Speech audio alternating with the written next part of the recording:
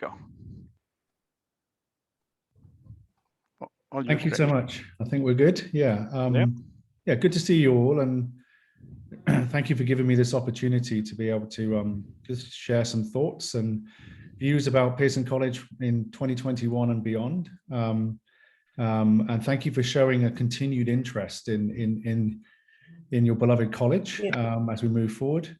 And I think the main purpose for this event is to make sure that we can try and address some of the questions that were forwarded to me and the team that came from you, about questions you had about life, about issues going on, and about the direction of the college. So we've got those in mind. So as I go through some of my thinking and I share my screen and go through some of the documentation that I think will be of interest, please do ask questions as we go through. You can see from Benoit in the chat that we can address things in the chat, but we will also have time to take questions at the end. But also I think we will be able to address some of the points that we've already received. A lot of the questions that were forwarded to me from this group are to do with student well-being and safety, student agency and voice, mental health. All those issues I think are really a strong part of what I want to talk about in the second half.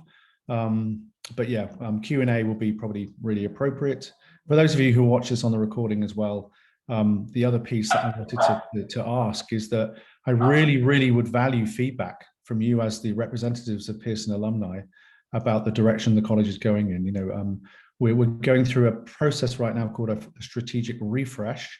We have a 5-year strategic plan, which is on our website, which is still the umbrella strategy. So we're just tweaking parts of that, focusing in on a few things. And so it's really important for us to get feedback from you guys. So please do that. You can email me directly. You can email Benoit. You can use whatever channels you wish to make sure that that feedback is heard so we can feed it into a redraft. We're not going to be finalizing this strategy until a wider board meeting in November. Okay, so I will just run through some of the priorities we've got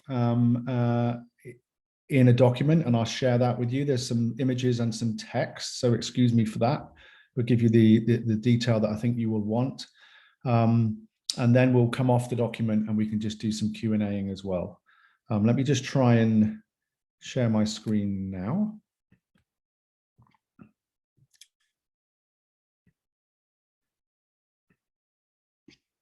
Can you all see that? Okay, yeah, so nothing too visually exciting, I'm afraid. But I think just to start with, I'll just say off the bat as part of our strategy, which I think will also touch upon where the college is at today. These are going to be probably our 3 strategic drivers as we move forward over the next 5 years. And the first thing to really emphasize, and which I think many of you will have experienced during your time at Pearson, is what we're calling place-based education and a focus on sustainability and climate justice. I think in coming to the college, and I knew the college well before I arrived, everyone had a consensus by saying if we were going to focus at Pearson on what are its strengths, what are its advantages, everyone would say place, the campus, the location. But that's a very broad definition in terms of land, sea, sky, people, aesthetics, and ontology. It's not just necessarily an environmental education agenda, but it's the distinctive element of Pearson that we have through the UWC network. And it's also about maximizing our location, our resources, our partnerships. And as you can see underneath it, probably very importantly, our reconciliation agenda, working with Indigenous knowledge, Indigenous people, and Indigenous epistemology. But probably running alongside this, and I think it has been a feature certainly of my summer, over the past 2 summers here in the Pacific Northwest, the notion of addressing climate issues is becoming, as people say, the existential imperative. It's just the manifestation of climate change is getting more and more acute and dramatic, and therefore the need to address it as a priority becomes more and more important. So that's also what people are talking about here. And that's not just to do with the education and programming, that's to do with our entire operations, about wanting to be sustainable, to reach net zero operations, and to model a sustainable a business, I suppose you might say, or organization with that. Tied closely to this is our second driver, which is reconciliation and the broader diversity, equity, and inclusion agenda. We're making a case that the two things are inextricably linked. It's something I'm doing with the wider UWC movement, in saying that in addressing climate and addressing climate action and the need to prioritize that, we are also prioritizing a UWC mission of equity, an international equity, because we believe that the results of climate volatility will play out through a DEI lens, meaning already in the Southern Hemisphere, there's an amplification of the impact more than there is in the Northern Hemisphere, even though none of us can escape it. And I think it will just magnify issues of migration and resource management. So the things are linked. And of course, the other thing that's come to our notice in this part of the world is that many of the voices around how to effectively steward the environment are coming from indigenous groups who have lived in particular locations for thousands of years and have the wisdom and the ability to talk about how you manage a forest, how you manage a coast, how you manage a resource. And of course, that's also being amplified. So our Reconciliation Action Plan, which is published on our website, our commitments to those actions are also going to continue to be a huge part of our strategic direction, and it will actually support our climate action work, as it will support our wider diversity, equity, and inclusion work and anti-racism work, which is another important part of our next 5 years. And I think the third strategic driver here is how this all work in terms of our student population and their education. Well, of course, this is all part of another direction we're going in, which is to amplify student voice, student agency, decision-making, advanced leadership training, and a focusing on competency development, which obviously everyone is saying is critical, in terms of making maximum social positive impact. The competency frameworks that schools and colleges need to focusing now are well established. And this is more than just perhaps the competencies that are developing through a traditional IB diploma. It's a competency that we have to work on as a college for the whole experience, the wraparound UWC experience the students have. And part of that is also what we're doing with changing our entire decision-making operation to something called a college assembly model, where students will be involved in every single element of significant decision-making in the college. So more of that later, but that's the quick pitch. And I think what I'll show you now on the screen is, how do we get there from the world that you know? I mean, the United World College that you joined, which had the same mission or a similar mission and the broader mission. How do we situate that? If you can see on screen, the statement again there, which is clearer about the fact that an emphasis on sustainability and Indigenous reconciliation also honors our commitment to peace, intercultural understanding, and social justice. Our mission does talk about making education a force for a sustainable future. And I would say unashamedly, we are emphasizing the sustainability element as being our focal point at Pearson. And I think if I scroll down to a fleshing out of a vision statement, as I mentioned earlier, this prioritizes social justice. This is a global problem that requires a global solution. And that the idea being that the model of bringing students from over 80 countries together in one college, which Pearson is still doing as it was in your day, then it was framed around the Cold War context. The United World College movement was born out of almost the United Nations mission to say, look, if you bring people together and they live together, then it accelerates intercultural understanding, and it accelerates the chances of those people playing a crucial role in peacekeeping. Now we can say we need that same model of bringing people together, but to solve the biggest crisis in front of us, which is the climate issue. And that by bringing those people together, we are really modeling what needs to happen, because it can't be something that will be solved through the national politicking or a national agenda. It has to come together. We'll be seeing this in the COP26 climate conference that's coming up in November. I think that's now going to be a massive event because, of course, there have been promises made in the past that haven't been honored. So this is an opportunity. So I think that the UWC model is well placed for that. As it says, is the crisis demands that we pursue solutions through many impact routes as well. So it's not just about the diversity of students coming from different locations and perhaps going back to those locations and working on this agenda, but it's also in terms of the diversity of their skills and their interests. So we need entrepreneurs and scientists. We need change makers in the financial and resource sectors. We need leaders in technology and global health. We need collaborators in policymaking in both the private and public sectors. So we will not find our way out of the climate crisis with the same tools, approaches, and politics and jurisdictions that brought about the crisis. And I think, as we've seen with the IPCC report that came out just last week, the International Panel on Climate Change, this requires immediate action.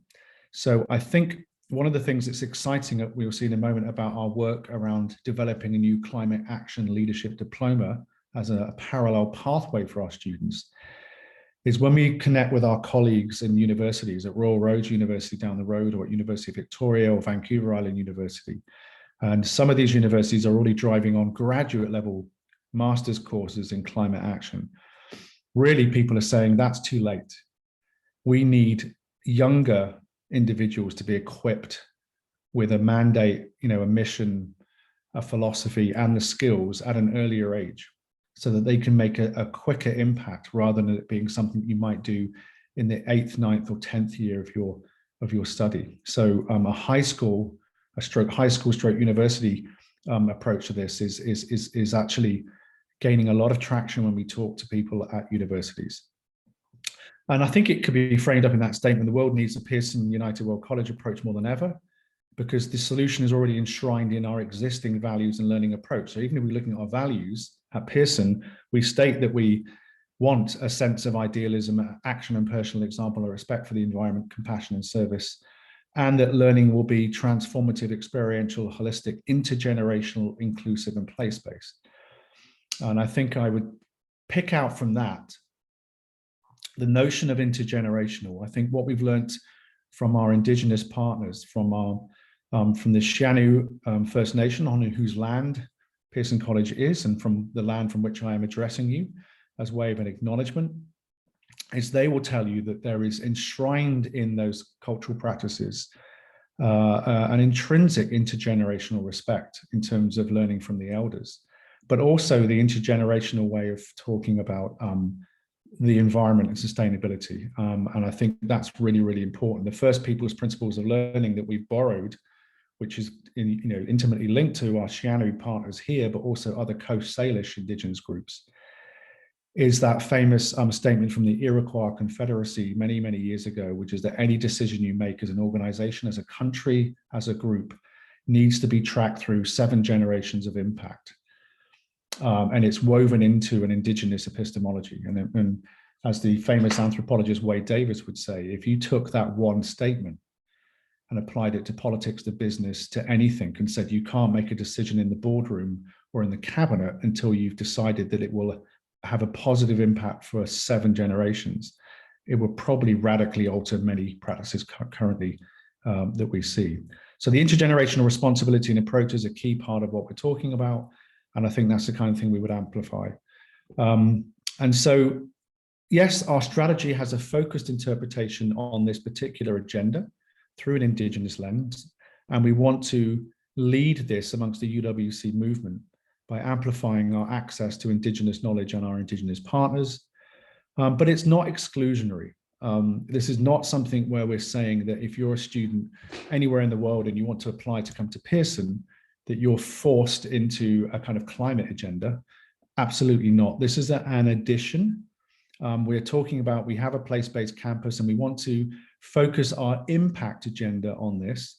But of course, it could be that students are coming still to do the IP diploma, and they would still be moving into a different kind of career with a different emphasis. It's not an exclusionary agenda, but we are saying that we want to focus our competency frameworks and focus our social action and our service on that agenda because of our location.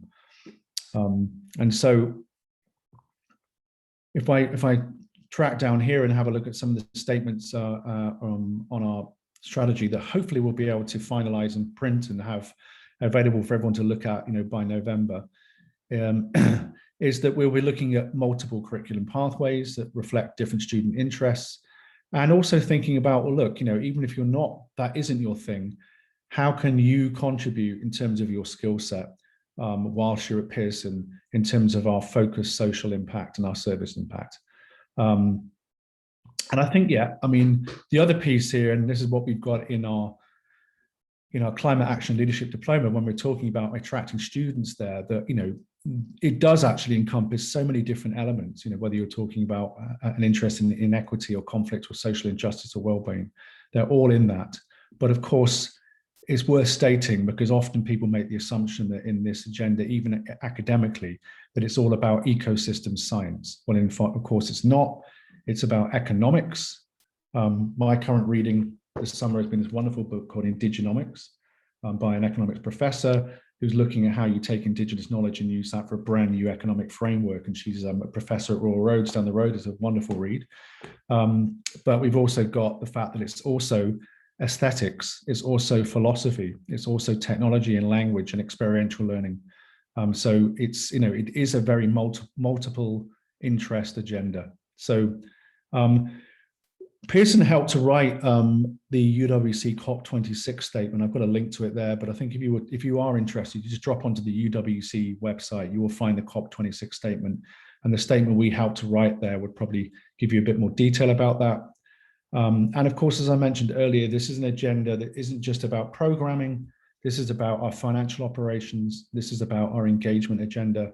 This is about everything we're going to be doing. I'm going to touch a bit more specifically now on the education and programming and well-being, because that reflects the questions that we received.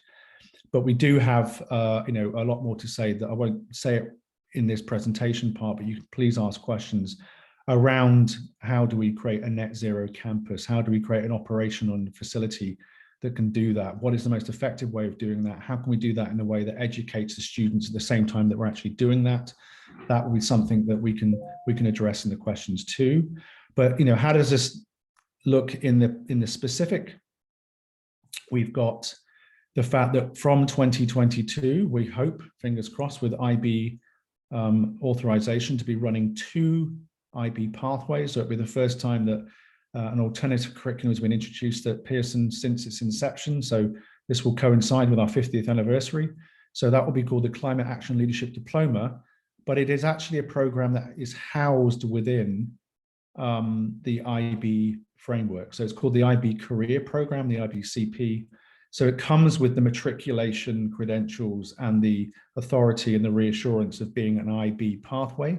And there are many institutions that are already running an IBCP program across the world. I was involved in setting one up many years ago in Hong Kong.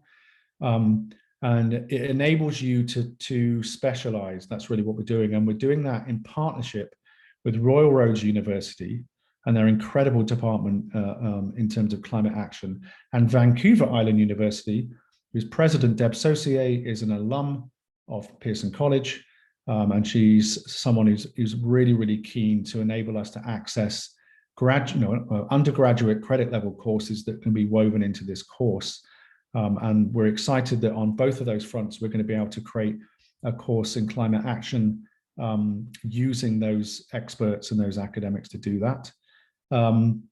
You can see there on that slide, there's other pieces here around that in terms of access to applied learning and entrepreneurial social innovation facilities. That's the other exciting part. We can access the resources at Royal Roads University and VIU.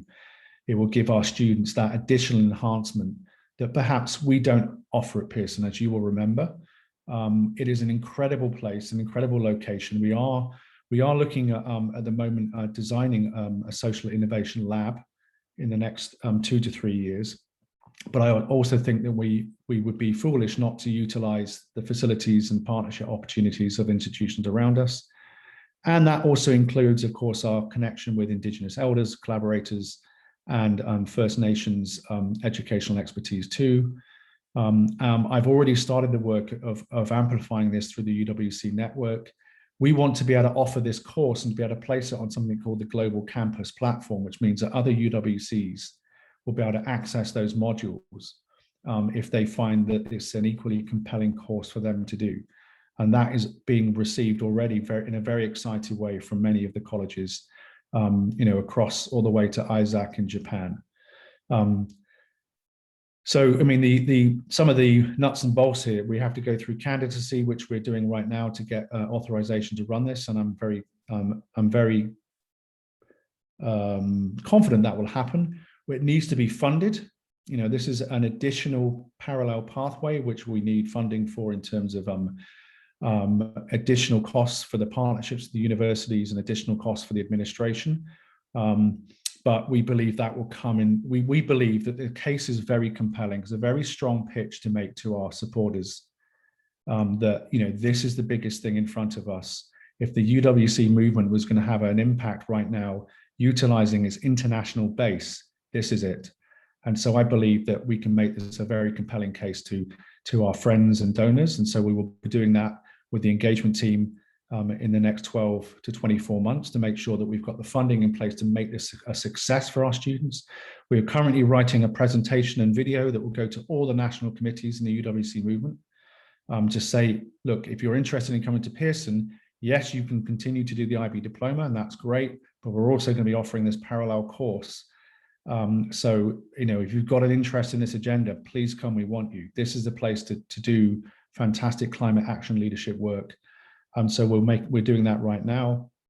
We're also open to point right now. We're interviewing for a new position on our leadership team as for an Indigenous educational leader, somebody with great expertise who can help not only support this particular program, but our other mission here is to actually become more attractive for Indigenous students. We really want to have a greater number of Indigenous students to join us from within Canada and from outside Canada.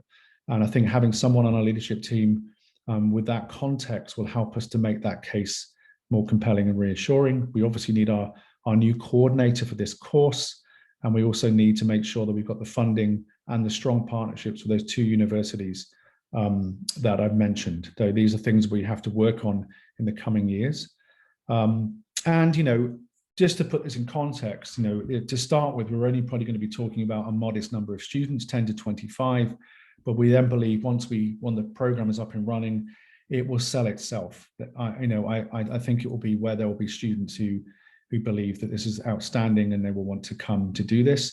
Some of the big questions I imagine that might be in your mind and many others across the alumni network and as parents now is, is this going to enable students to access top universities? Will they get their Davis scholarship in the US, which is an incredibly important element of UWC education? And the answers are yes and yes. It is a compelling course that is already out there, that has been successfully run. Take a look at Renaissance College in Hong Kong that have done this in partnership with the Rhode Island School of Design. And you'll see that students who graduate with the IBCP graduate and access Ivy League universities, Russell Group universities, top universities, as well as others. So we don't believe there will be a deficit there. It does require a bit more work on our part to make that case for the universities, but we've already done the homework in terms of our Davis partner universities in the US. We've already done that.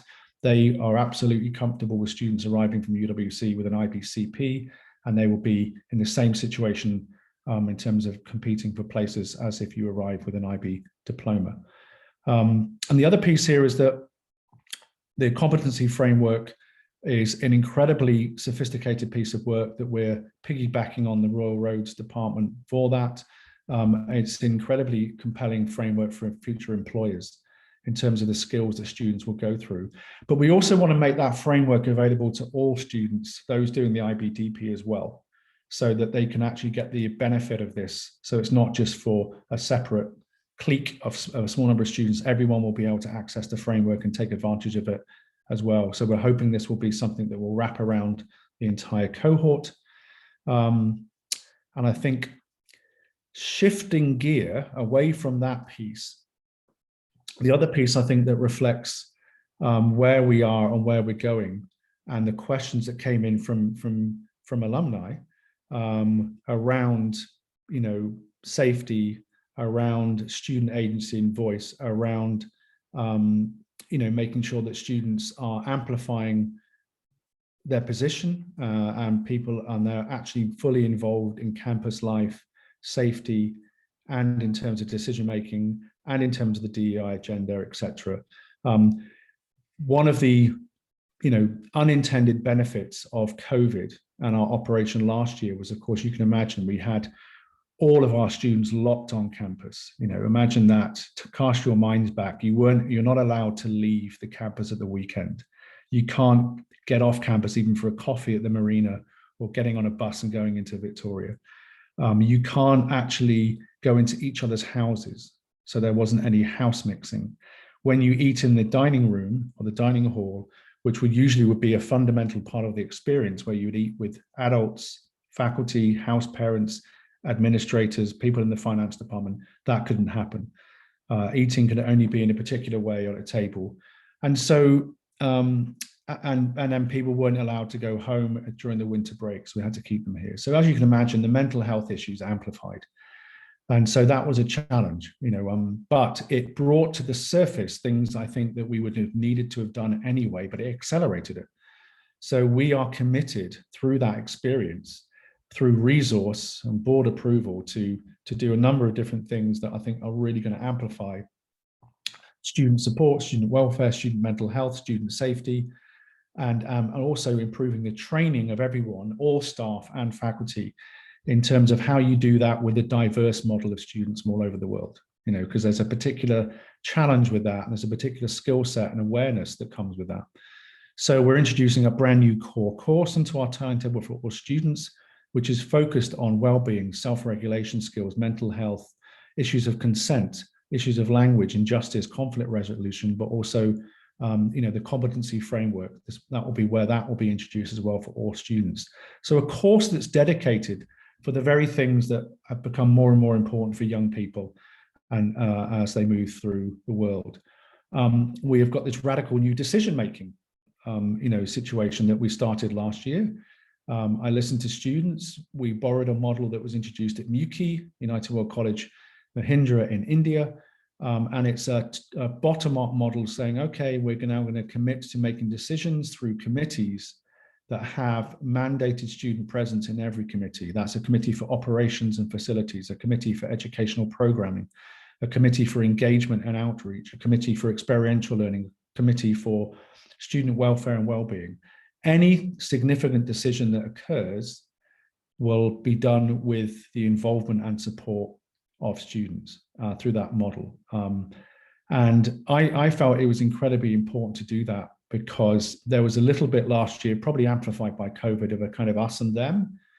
And we're thinking, well, come on, if you're here at a UWC, we're all here for the same reason. We're mission-driven people. You're at the college because you believe in its mission. And you're at the college because you want to maximize the opportunity to make a positive difference. And that's the same for administrators as it is for students. So how do we work together in solidarity on this, rather than working against each other? So let's bring you into the decision-making. And it was something, that we landed on this phrase to try and avoid what we call abstract activism. If a student would be constantly critiquing, but without the full understanding of why decisions were made, you have to be brought into that, brought into the complexity. And that itself is going to be an incredibly important part of student leadership development and decision-making development. If you're involved in the complexity of the decision-making of an organization, especially one now that's committed to net zero operation. So that's going to be interesting. How do we do that? That's going to involve a significant, partnership with students. Part of that assembly is an ethics committee. So we have, students working with BIPOC faculty and staff members to say, right, any issue relating to perceptions of injustice or equity will go through that committee. And that will be, again, student-led with us. And also as part of that, we're going to form, and we have formed and are forming, because we're getting more members in, an anti-racism, diversity, equity, and inclusion working group with alumni as well as students. Benoit is in the process of making sure that alumni are aware of this and can actually volunteer to join us. We do need to keep it manageable, of course, but we're looking for alumni who actually have specific experience of working on this agenda professionally, maybe within their own sphere and profession, so that we can actually gain that insight and expertise in terms of how do you create a 21st century institution, particularly UWC one with the diversity that we have, that is fit for purpose and is, we can say, look, we're doing everything we can to support that agenda. And I think there are other things there, and more nuts and bolts about how we're changing our appraisal process for faculty and staff to make sure that includes 360s, and that there's a really good qualitative process, shifting away from the quantitative one about how we evaluate and move forward and support with professional learning. And also the training we're doing this week and next week, for example, in the week after, around trauma-informed practices, around mental health, around operating a campus with diverse student populations, around challenging microaggressions. These are all things that have come out from the last 12 months, which I think are significant changes, and we're already running with them, and we're committing to them over the next 5 years. So that's the same thing I've got there on that slide. Already made that. Our transcripts are going to change. Our reporting is going to change too, for how we capture some of these things for students. And some of you will know there's huge changes in the world of education around what's called micro-credentials. Micro-credentialing, even using blockchain technology for changing the way in which you evaluate education and you evaluate a student, and how you present a student to maximize their impact in the world of employment and the world of change. And so we need to catch up with that. So that's what we're going to be doing too. And there's a bit more there. I'll leave it at that point because I think I want to leave time for questions. But this goes into a bit more detail around some of the things I've already mentioned, around how the core course, around how the DEI working group, how the leadership competency framework, and the training is all part of that agenda that we've started. And I think one of the things maybe to leave you with, just in terms of this pitch before we take questions, is making education a force is something that Benoit helped me to look at, going back and looking at past brilliant speeches made by educational leaders at Pearson. I think the need for a force, education to really perhaps drive the change that needing is very, very compelling. I think where we are, I know it's probably the same everywhere, but where we are right now, in terms of being literally surrounded by forest fires everywhere we look, and we already know that the pandemic as a zoonotic infection was probably largely created also by habitat loss because of our closer and closer proximity to mammals and viruses that we don't have immunity to. That's the same for Ebola and for SARS and many other zoonotic infections. So all of these things are interlinked. And I think being able to make that case for a UWC education focusing on this, I think is really, really important. And I think we're gaining some traction, not just at Pearson on this, but across the movement. So I'll be interested to hear any of your thoughts on this and anything else that we haven't addressed. I do have your questions or points in front of me. Let me go remove the screen. Stop share. There we go. And Craig, if I may. Yes, I haven't been able to see the chat, I'm afraid. And I'll just read out the questions as they came. Yes. The first question came from Simon Guillet. Craig, what are the kind of challenges that PC faces today? Or if I can go one level down, what keeps you awake at night when you think about the sustainability of PC? Yeah, good question.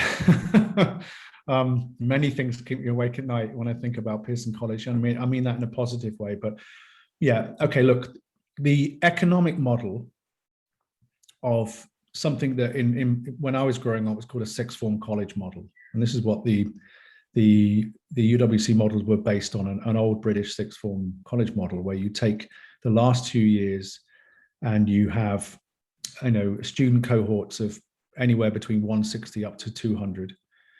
And you're doing that in a boarding school operation on a big campus. So the costs of upgrading the facility, the costs of maintaining the campus to making it fit for purpose and making it safe increase every year. As many of you will know, in the world of work right now, because of COVID, all the costs have skyrocketed. So all of the maintenance and facilities work we're doing right now, the last projects in changing our roofs to make them more fire resistant has just been completed, but the cost trebled this year because of issues around the supply. So the costs every year of maintaining the campus increase. And of course, the economic model is the worst model in education. So from a business point of view, in terms of economies of scale, we are very vulnerable because when you've got greater economies of scale, if you had a cohort of 500 plus, that tends to allow you a bit more wiggle room. And so we are committed, and now I think it's really important to say this to the alum, we are committed to doing everything we can philanthropically, both ourselves and within the movement and with the national committees, to provide as much financial aid as possible to ensure that we maintain as much as possible our scholarship commitments. That's part of what makes us different and distinctive. But all of this is happening against the backdrop of rising costs and the fact that it seems that we have to work harder every year to achieve those goals. So that's one thing to be really honest about. I am looking as a new head coming in at any creative ideas around revenue generation above and beyond what we're doing. I believe that our philanthropy team, which includes people on this call like Carly and Benoit, are doing an outstanding job in connecting with alum and connecting with our wider community.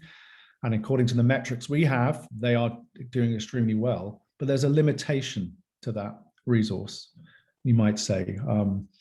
We do everything we can, but then are there any other revenue ideas? Anything creative that we could be doing as a Pearson College entity to generate the kind of revenue that we need to give us that headroom? We've got really good alum working with us on investing our endowment funds in the most fruitful and productive way. And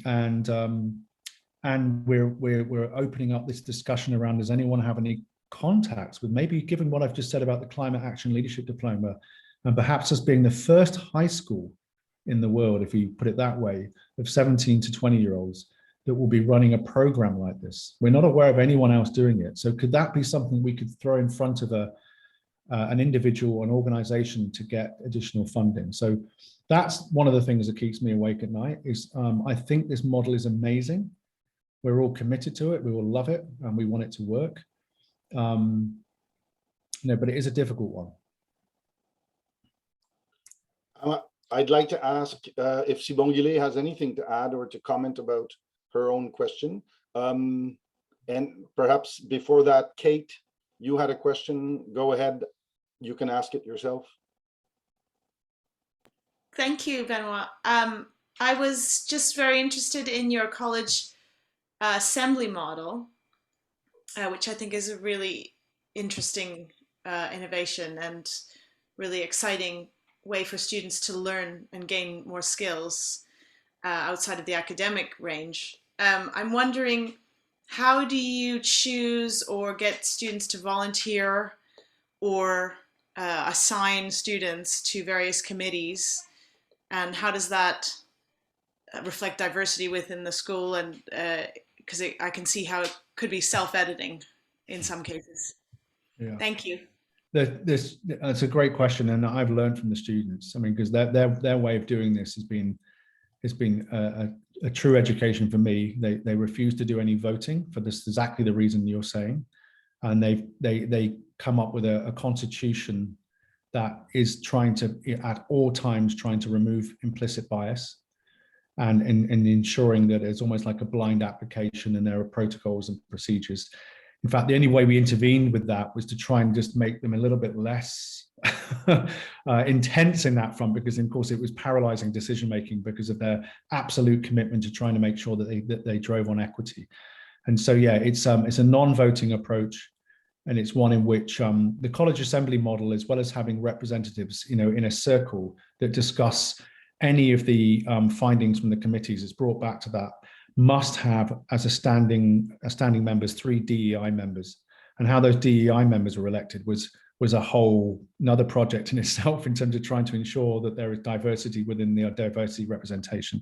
So yeah, there is actually a constitution that we will publish on the website. I think that as long as the students are happy with that they've written, and they had a constitution writing team that took 6 to 9 months to do that. They borrowed the Mahindra model, they adapted it and changed it, and I think you'll see from that they've tried as much as possible to borrow best practice to address those very issues. This is not a set of committees that the school leaders or the head handpick students to join it in the way that some from the schools I've worked in the past, where you have that kind of traditional prefect or school leadership model, which when I was in school made me run away from it at high speed. I thought, I don't want anything to do with that. I don't want to be the head stooge. And so they're doing that as much as possible. And I think I'll encourage them to put it on the website so that people can look at it. It's very weighty tome, but I think it's also reflects what you would expect from UWC students. Thank you, Craig. Might Sibongile ask her second question, please? Thanks, Benoit. In fact, I'd posted a question, but I want to ask a different question, if I may. Craig, how do you feel that, how effective is Pearson's alumni network in supporting the school? Because, and I know it's difficult to evaluate effectiveness because it's got many dimensions. But here you've got an audience of the alumni, and we're here for a reason. And we would also like to know sort of like, how can we be more supportive as a grouping or as a belonging to the college? That's a great question. And I think, look, any head or president of an educational institution, a university, college, would always respond to that by saying, you value alumni engagement in terms of time, in terms of talent, and in terms of treasure, in terms of just full engagement. And we would be the same. Yes, and every head of college and president would say we would love there to be even more revenue generated from that alumni group equitably. You might say, you might say that every institution, when you look into it, you would see that there is a significant number of significant donors, and the dream is always to ensure that you get more alumni reconnecting with Pearson, 4,000 plus, and all of those alumni feeling comfortable donating what they can afford, so that we've got that full engagement. And I think that would be everyone's dream, the full engagement piece, where the data you would have is that any of the alum that Benoit trawls through his spreadsheets and would say, look, there's still X number who have had no traffic or no email or no connection. Can we re-engage them? Are there any alum that we've lost because they've lost faith in Pearson, or, a beyond alum who might just naturally drift away because of time of life, and where they are in their lives. And so I think that the engagement agenda is critical, that we reconnect with anyone that we've lost. We re-energize any alum that have felt that there's a philosophical departure from the Pearson that they love. I would love more people to have the opportunity to maybe hear some of the things I just said about what we're hoping to do, and maybe that will reassure people about the direction of the college. And yes, and that comes with additional funding. Then of course it will reassure me in terms of giving me less sleepless nights about our economic fragility, which is definitely there. The college is running at a debt. There's no. You need to make that clear. It's not because of any profligacy. Not a significant debt. We've reduced it, and we will continue to reduce it. But it's the fact that and trust me, I'm a very experienced. I don't mean to talk about myself, but I'm a very experienced school leader. I've worked in many IB colleges, particularly in Southeast Asia, and there is no profligacy in terms of the staffing, in terms of remuneration, in terms of the operations on campus. It's quite the opposite. We're one people departments, and so it's just a reflection of the fact that we're committed every year to using all of our resources to maximize student scholarship and support. So. Yeah, so all of those things, I think I believe, and I know this from just entering this whole world of climate action, for example, and Benoit, with his incredible savant brain, will tell me every single alum from the top of his head who are working in that agenda professionally. And you can see the amount of alum who are working in the climate action sustainability worlds, and the talented graduates we've had from this institution, there must be some idea out there or connection or way of securing some funding that we can't possibly know about because we're just educators and we're limited, but the alum might know about. And so I think that's another piece that would be, brilliant if we could have people connecting with us and saying, have you tried this? Have you done this? Giving us ideas for bodies to connect to. Thank you. There was a question by Danielle White, who was the instigator of the Reconciliation and Indigenous Vision gathering last night. She had to leave, so here's her question. Will the Climate Action Diploma provide a high school graduation equivalency, or will it be considered post-secondary? Yeah, that's the answer is yes and no. I think it's if we have students who arrive from countries and contexts where they don't meet the minimum requirements, say for, if they wanted to go on to study science at the University of British Columbia in Vancouver, they have to demonstrate, for example, a level of English literacy and mathematics that will satisfy the minimum requirements of that university. And so they can do that with the IBCP Climate Action Leadership Diploma if the two subjects they select from the IB are math and English. So it limits the selection of the subject. So the answer is they can do that. And we are thinking long and hard about that because we don't want inadvertently the Climate Action Leadership Diploma only to be of interest to those people who've had the advantage, like many of our Canadian students who arrive and they've actually met their high school equivalency and they could apply with that to a university without the IB diploma. So there's the flexibility in the IBCP pathway to enable that. So we can do that. So that's what we're currently working on with Becky Halverson, our university counsellor, to make sure that we're not creating a two-tier system around people who can access it. But it does mean that, say, if because the way that it works is you only have to take 2 or 3 IB subjects and the rest of the time you focus on your university Royal Roads VIU piece. If you've got your high school in the bag, it means that you're free to take any IB subject.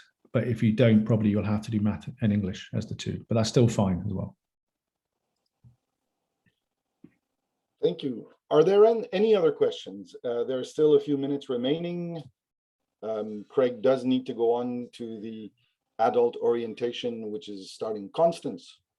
Yes, well, it's a candid question because it's not my field and I really don't know much about it from experience, but I wonder, like, when you ask about fundraising ideas, for example, as a network and using, social media, like social networks, if there's not a way of raising some funds, for example, exchanging videos or experiences that we all have together, because I think whenever we meet at the reunions, I learn a lot personally from people. Like most of us haven't been in touch constantly, but when we get together, there's always such a rich exchange of ideas or the way you do a certain thing. And then I just wonder, in this world of, I don't know, YouTube or whatever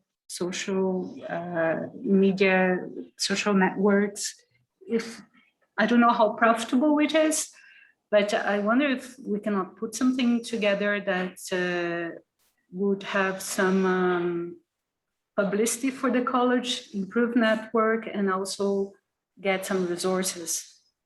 So it's just a very basic, no-experienced idea, but why not? No, please. That sounds wonderful. I think it's exactly right. Why I'm smiling is that I know that we are, as a college, we are not utilizing as effectively as many other institutions who have better resources. The capacity of video editing, video production that can be then put through social media networks. And that's not criticism of anyone here. It's just the fact that, as you will know, if we were a college of 2000, like the last institution I worked in, where you have a department in communications of 9 people, and of those 9 people, 4 of them are very young in age and they're incredibly tech savvy. And they're thinking about all this. They're thinking that same, they think in the world of TikTok, and they think in the world of social media, and they think in the world of bite-sized communications and utilizing. And I think it's one of the areas that we are not, we don't have that capacity. So if alum, or if anyone out there has that capacity and can create something and do something and work with us and saying, look, why don't we capture this, do this video, collect alumni, do these video posts, we are totally open to that and would love that support in doing it, and then using that as a means of amplifying the work we're doing and reaching out to more people. Yes, 100%. Our director of communications is Brian Scurry, but Benoit and Carly are on this call, are also in that external engagement team, and you can pick that up with them. I'd love that support. It would be wonderful. I think that's the kind of thing that alumni would have a lot of fun doing as well, because it actually enables more connection, doesn't it, to do that and have a project. And yeah, so thank you for that. It could be anything like from what we're doing here at the reunion, some issue that we'd like to discuss, cooking lessons or any whatever, I think you can draw attention and interest on all those areas, I believe. Yes, thank you. Any other final question? Maybe I've lost track of TED Talk channel featuring alum. Yes, and we have those plans, of course, and I've put one in there. The next UWC Day / Global Affairs session will be led by alumnus and global ecology professor Corey Bradshaw, year 14. He's from Canada, but he's based in Australia, and he will be zooming in for that session. It will be recorded, it will be broadcast, it will be branded as one of the unlocked talks that UWC's been also recording over the past years, of which 5 or 6 of our own alum have been part of. There's been global speakers series, which was launched by year 3, Laurie Houston, who's already produced 16 presentations, which are all available on Vimeo. And about more than half of those are of our own alum, from our own alum. One of them is from Zia Abbas, who's on the call, who did an education panel together with other UWCers. So these right now are not being monetized, but there is certainly plans for thought leadership from our faculty members, from our own alum, from our leaders, to be broadcast more often, and perhaps somehow we'll discover how to monetize this. It's a great suggestion, Constance, and it's part of the plans, and it came through the survey we ran in August last year. And alum, of course, made those suggestions. I'm conscious of the time. It's 25 minutes past the hour. Craig, do you have any last, we should take a picture. That's a great idea, Ruben. Just let's do the full gallery view, knowing that almost everyone is here. And let's take that picture. Boom, 1 page. And just a sec, I have to keep these. And here's the second page. It's been great having you. Thank you so much, Ruben, for being at the helm of this as one of the organizing members of organizing committee members. I know others like Meg and Tanya were also on the call. We thank them. And yes, let's have a follow-up session on Gather at PCUWC, which is our pilot project, which is a legacy of this reunion, having allowed us to launch this interesting, intriguing little campus, virtual campus that will allow you to bump into your friends and have great conversations. So thank you, Craig. Thank you all for your participation. See you on Gather. See you at other sessions. Thank you all. Bye-bye. Thank you all.